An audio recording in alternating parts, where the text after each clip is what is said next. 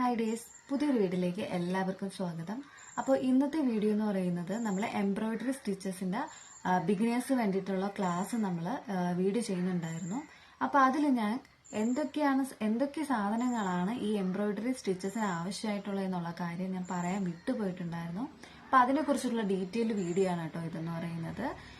അപ്പോൾ നമുക്ക് ഫസ്റ്റ് വേണ്ടത് എംബ്രോയിഡറി ത്രെഡുകളാണ്. അപ്പോൾ എൻ്റെ കയ്യിലുള്ള കുറച്ച് എംബ്രോയിഡറി ത്രെഡുകളാണ് കേട്ടോ കാണിക്കുന്നത്. പിന്നെ അത് കഴിഞ്ഞാൽ നമുക്ക് വേണ്ടത് ത്രെഡ് കട്ടറാണ്.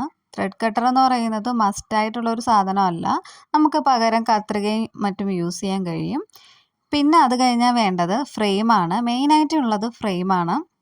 നമുക്ക് ഫ്രെയിം ഇല്ലാതെയും ചെയ്യാൻ കഴിയും കേട്ടോ. പക്ഷേ നമുക്ക് ഒരു പെർഫെക്ഷനോട് കൂടി ചെയ്തെടുക്കണമെങ്കിൽ നമുക്ക് ഈ ഫ്രെയിം മസ്റ്റാണ്. അപ്പോൾ എൻ്റെ 3 സൈസിലുള്ള ഫ്രെയിമുകളാണ് കേട്ടോ അവൈലബിൾ ആയിട്ടുള്ളത്. അപ്പോൾ അതാണ് ഞാൻ കാണിക്കുന്നത്. പിന്നെ നിങ്ങൾ ആദ്യമായിട്ടാണ് എൻ്റെ ചാനൽ കാണുന്നതെങ്കിൽ ഒന്ന് സബ്സ്ക്രൈബ് ചെയ്യാൻ മറക്കല്ലേ. പിന്നെ നമ്മൾ അടുത്ത വേണ്ടതെന്ന് പറയുന്നത് സൂചിയാണ്. സൂചി ഒരു വലിയ സൂചിയുമുണ്ട്, ഒരു ചെറിയ സൂചി എൻ്റെ കയ്യിലുണ്ട്.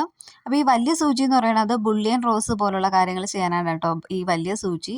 ചെറിയ സൂചി നമ്മൾ അല്ലാത്തുള്ള വർക്കുകൾ ചെയ്യാനായിട്ട് ഈ ചെറിയ സൂചിയാണ് ഉപയോഗിക്കുന്നത്. തീരെ ചെറിയ സൂചി എടുക്കാൻ പാടില്ല, കാര്യം അതിൽ നമ്മൾ ത്രെഡ് കോർക്കാൻ പാടായിരിക്കും. പിന്നെ വേണ്ടത് തുണിയാണ്. ഇത് പോപ്ലിൻ്റെ കുറച്ച് തുണിയാണ് കേട്ടോ ഈ കാണിക്കുന്നത്.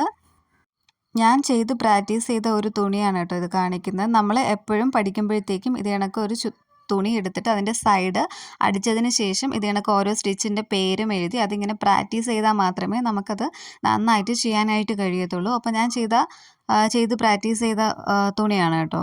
അപ്പോൾ ഇന്നത്തെ വീഡിയോ ഇത്രയേ ഉള്ളൂ. അടുത്ത വീഡിയോ ആയിട്ടും വരുന്നവരേക്കും ബൈ ബൈ.